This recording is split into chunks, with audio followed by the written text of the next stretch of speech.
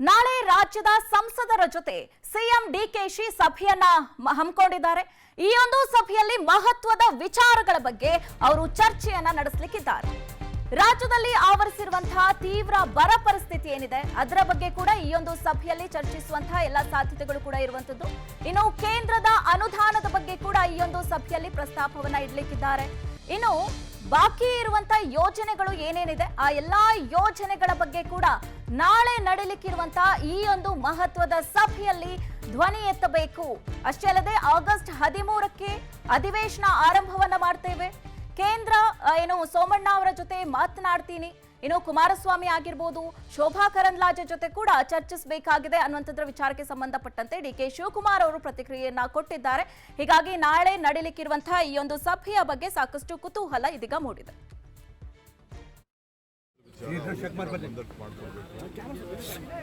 ಮುಂದಕ್ಕೆ ಅವರ ರಿಕ್ವೆಸ್ಟ್ ಮಾಡೋದಿದೆ. ಕೆಲವು ಅನೇಕ ವಿಚಾರಗಳನ್ನು ಡ್ಯಾಮ್ಗಳ ಪರಿಸ್ಥಿತಿ, ಕೆಲವು ಅನೇಕ ಸಮಸ್ಯೆಗಳನ್ನು ಅವ್ರ ಗಮನಕ್ಕೆ ತರೋದಿದೆ. ಯಾವುದಾದ್ರೂ ಬಾಕಿ ಪ್ರಾಜೆಕ್ಟ್ಸ್ ಎಲ್ಲ ಇದೆ, ಎಲ್ಲ ಧ್ವನಿ ರಾಜ್ಯದ ಪರವಾಗಿ ತೆಗೆದುಕೊಳ್ಬೇಕಾಗಿದೆ. ಒಟ್ಟಾಗಿ ಅದನ್ನು ಕರೆದಿದ್ದೀನಿ. ಆಮೇಲೆ 13ನೇ ತಾರೀಕಿಂದ ಸೆಷನ್ ಪ್ರಾರಂಭ ಮಾಡ್ತೀವಿ. 13, 14, ಆಮೇಲೆ 15 ನಾವು ಇಂಡಿಪೆಂಡೆನ್ಸ್ ಒಂದು 10 ದಿನ ಅಸೆಂಬ್ಲಿ. ಸರ್, ಯಾರ್ಯಾರು ಭಾಗಿಯಾಗಬಹುದು ಸರ್? ಯೂನಿಯನ್ ಮಿನಿಸ್ಟರ್ಸ್ ಭಾಗಿಯಾಗ್ತಾರಾ? ಮಾಡಿದ್ದೀನಿ.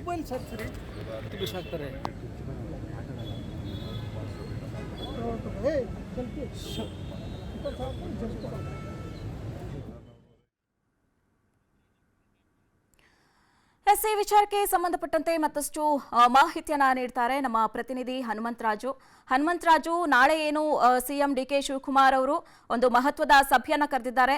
ಈ ಒಂದು ಸಭೆಯಲ್ಲಿ ಏನೇನು ವಿಚಾರಗಳ ಬಗ್ಗೆ ಚರ್ಚೆ ನಡೆಸುವಂತ ಸಾಧ್ಯತೆ ಇದೆ, ಜೊತೆಗೆ ಇವತ್ತು ಹೇಳಿಕೆ ಕೊಟ್ಟಂತ ಡಿಕೆ ಶಿವಕುಮಾರ್ ಅವರು ಏನೇನು ಹೇಳಿದ್ದಾರೆ ಅಂತ ಈ ವಿಚಾರಕ್ಕೆ ಸಂಬಂಧಪಟ್ಟಂತೆ.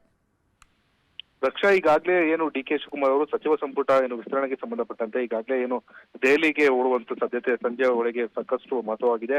ಜೊತೆಗೆ ಈಗಾಗಲೇ ಮಾಜಿ ಸಿಎಂ ಸಿದ್ದರಾಮಯ್ಯ ಹಾಗೂ ಕೆಪಿಸಿಸಿ ಅಧ್ಯಕ್ಷರಾದಂತಹ ಹರಿಪ್ರಸಾದ್ ಅವರು ಕೂಡ ಡಿಕೆ ಶಿವಕುಮಾರ್ ಅವರಿಗೆ ಸಾಥ್ ಕೊಡಲಿದ್ದಾರೆ. ಬಹುತೇಕವಾಗಿ ನಾಳೆ 10 ಗಂಟೆ ನಂತರದಲ್ಲಿ ರಾಹುಲ್ ಗಾಂಧಿ ಅವರ ಜೊತೆ ಅಧಿಕೃತವಾಗಿ ಒಂದು ಸಭೆ ಕೂಡ ನಡೆದಿದೆ. ರಾಜ್ಯ ಸಚಿವ ಸಂಪುಟ ಸಭೆ ಸಂಬಂಧಪಟ್ಟಂತೆ ಈಗಾಗಲೇ ಎಲ್ಲ ಪೂರ್ವಭಾವಿ ಸಭೆಗಳು 2-3 ಹಂತದಲ್ಲಿ ಈಗಾಗಲೇ ನಡೆದಿದೆ. ಈಗಾಗಲೇ ಫೈನಲ್ ಇನ್ನು ಉಳಿದಿರುವಂತದ್ದು ಫೈನಲ್ ಅಂತಿಮವಾದ ಸಭೆ ಮಾತ್ರ ನಿರ್ಣಾಯಕ ಸಭೆ ಆಗಿದೆ. ಈ ಹಿನ್ನೆಲೆಯಲ್ಲಿ ರಾಜ್ಯ ನಾಯಕರು ಒಂದು ಪಟ್ಟಿಯನ್ನು ನೀಡ್ತಾ ಬರ್ತಾರೆ. ಜೊತೆಗೆ ಹೈಕಮಾಂಡ್ ನಾಯಕರಾದಂತಹ ಮಲ್ಲಿಕಾರ್ಜುನ್ ಖರ್ಗೆ ಹಾಗೂ ಕೆ.ಸಿ. ವೇಣುಗೋಪಾಲ್ ಅವರು ಸಹ ಒಂದು ಪಟ್ಟಿಯನ್ನು ನೀಡ್ತಾ ಬರ್ತಾರೆ. ಈ 2 ಪಟ್ಟಿಗಳನ್ನ ಅಳೆದು ತೂಗಿ ರಾಹುಲ್ ಗಾಂಧಿ ಅವರು ಯಾವುದು ಫೈನಲ್ ಹಂತದ ಹೆಸರುಗಳನ್ನ ಕೆಲವೊಂದು ಸಣ್ಣ ಪುಟ್ಟ ಬದಲಾವಣೆ ಮಾಡಿ ಅಂತಿಮ ಹಂತದ ಸಂಭಾವ್ಯ ಸಚಿವರ ಪಟ್ಟಿಯನ್ನ ಈಗಾಗಲೇ ನಾಳೆ ಮಧ್ಯಾಹ್ನ ಒಳಗಾಗಿ ಎಲ್ಲರಿಗೂ ಸಿಗುವಂತದ್ದು ಚಾನ್ಸಸ್ ಇದೆ. ಜೊತೆಗೆ ಈಗಾಗಲೇ ಎಲ್ಲವೂ ಅಂದುಕೊಂಡಂತೆ ಆದ್ರೆ ಬುಧವಾರದ ವೇಳೆಗೆ ಪ್ರಮಾಣ ವಚನ ಕೂಡ ನೂತನ ಸಚಿವ ಸಂಪುಟದ ಸದಸ್ಯರ ಪ್ರಮಾಣ ವಚನ ಕೂಡ ನಿಗದಿಯಾಗುವ ಸಾಧ್ಯತೆ ಹೆಚ್ಚಿದೆ. ರಕ್ಷಾ, ಇನ್ನು ಈ ಸಚಿವ ಸಂಪುಟ ವಿಸ್ತರಣೆ ವಿಚಾರಕ್ಕೆ ಸಂಬಂಧಪಟ್ಟಂತೆ ಸಾಕಷ್ಟು ಶಾಸಕರು ಈಗಾಗಲೇ ದೆಹಲಿಗೆ ಪಯಣವನ್ನ ಕೂಡ ಬೆಳೆಸಿದ್ದಾರೆ. ಈ ಎಲ್ಲಾ ವಿಚಾರಕ್ಕೆ ಸಂಬಂಧಪಟ್ಟಂತೆ ನಾಳೆ ಈ ಒಂದು ಸಭೆ ಏನ್ ನಡೀತಾ ಇದೆ, ಈ ಸಭೆಯಲ್ಲಿ ಬರದ ಪರಿಸ್ಥಿತಿ ಆಗಿರ್ಬೋದು, ಹಾಗೆ ಬಾಕಿ ಇರುವಂತಹ ಯೋಜನೆಗಳಾಗಿರ್ಬೋದು, ಅದೆಲ್ಲದರ ಬಗ್ಗೆ ಕೂಡ ಚರ್ಚೆಯನ್ನ ನಡೆಸುವಂತ ಸಾಧ್ಯತೆಗಳು ಇರುವಂತದ್ದು. ಹನುಮಂತರಾಜ್, ಇದು ಬಿಟ್ಟು ಬೇರೆ ಏನು ವಿಚಾರಕ್ಕೆ ಸಂಬಂಧಪಟ್ಟಂತೆ ಈ ಸಭೆ ಸಾಕಷ್ಟು ಮಹತ್ವವನ್ನು ಕೂಡ ಪಡೆದುಕೊಂಡಿದೆ, ಅದ್ರ ಬಗ್ಗೆ ಹೇಳೋದಾದ್ರೆ? ರಕ್ಷಾ, ಈಗಾಗಲೇ ಸಚಿವ ಸಂಪುಟ ವಿಸ್ತರಣೆ ಜೊತೆಗೆ ನಾಳೆ ಡಿಕೆ ಶಿವಕುಮಾರ್ ಅವರು ರಾಜ್ಯದ ಸಂಸದರ ಜೊತೆಗೆ ಮಹತ್ವವಾದ ಸಭೆಯನ್ನು ಕೂಡ ಇಟ್ಕೊಂಡಿದ್ದಾರೆ. ಈಗಾಗಲೇ ರಾಜ್ಯದಲ್ಲಿ ಅಪೂರ್ಣವಾಗಿರ್ತಕ್ಕಂಥ ಕಾಮಗಾರಿಗಳಿಗೆ ಸಂಬಂಧಪಟ್ಟಂತೆ ಜೊತೆಗೆ ರಾಜ್ಯಕ್ಕೆ ಬರಬೇಕಂತ ಕೇಂದ್ರ ಸರ್ಕಾರದಿಂದ ಅನುದಾನದ ವಿಷಯದಲ್ಲಿ ಧ್ವನಿಯನ್ನು ಎತ್ತಬೇಕಾಗಿ ಸಂಸತ್ನಲ್ಲಿ, ಜೊತೆಗೆ ಸಾಕಷ್ಟು ರಾಜ್ಯಕ್ಕೆ ಬರಬೇಕಂತ ಅನುದಾನದ ಬಗ್ಗೆ ಕೂಡ ಸಾಕಷ್ಟು ಧ್ವನಿ ಎತ್ತಲಿಕ್ಕೆ ಸಂಸದರ ಜೊತೆಗೆ ಮಹತ್ವವಾದ ಸಭೆಯನ್ನು ಇಟ್ಕೊಂಡಿದ್ದಾರೆ. ಜೊತೆಗೆ ಈಗಾಗಲೇ ಮತ್ತೊಂದೆಡೆ ಸಂಪುಟ ವಿಸ್ತರಣೆಗೆ ಸಂಬಂಧಪಟ್ಟಂತೆ ಈಗಾಗಲೇ ಡಿಕೆ ಶಿವಕುಮಾರ್, ಸಿದ್ದರಾಮಯ್ಯ ಹಾಗೂ ಕೆಪಿಸಿಸಿ ಅಧ್ಯಕ್ಷ ಹರಿಪ್ರಸಾದ್ ದೆಹಲಿಗೆ ತೆರಳುವ ಮುನ್ನವೇ ಈಗಾಗಲೇ ಸುಮಾರು 10ಕ್ಕೂ ಅಧಿಕ ಶಾಸಕರು ಈಗಾಗಲೇ ದೆಹಲಿಯಲ್ಲಿ ಬಿಡುಬಿಟ್ಟಿದ್ದಾರೆ.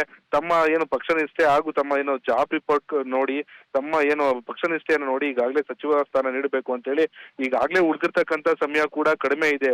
ಹಾಗಾಗಿ ನಮ್ಗೆ ಸಚಿವ ಸ್ಥಾನ ನೀಡಿ ಅಂತ ಹೇಳಿ ಸಾಕಷ್ಟು ಒತ್ತಡವನ್ನ ಇರುವಂತ ಕೆಲಸ ಕೂಡ ಸಚಿವ ಆಕಾಂಕ್ಷಿಗಳು ಮಾಡ್ತಿದ್ದಾರೆ. ರಕ್ಷಾ, ಓಕೆ, ಧನ್ಯವಾದಗಳು ಹನುಮಂತರಾಜು ತಮ್ಮೆಲ್ಲ ಮಾಹಿತಿಗಾಗಿ.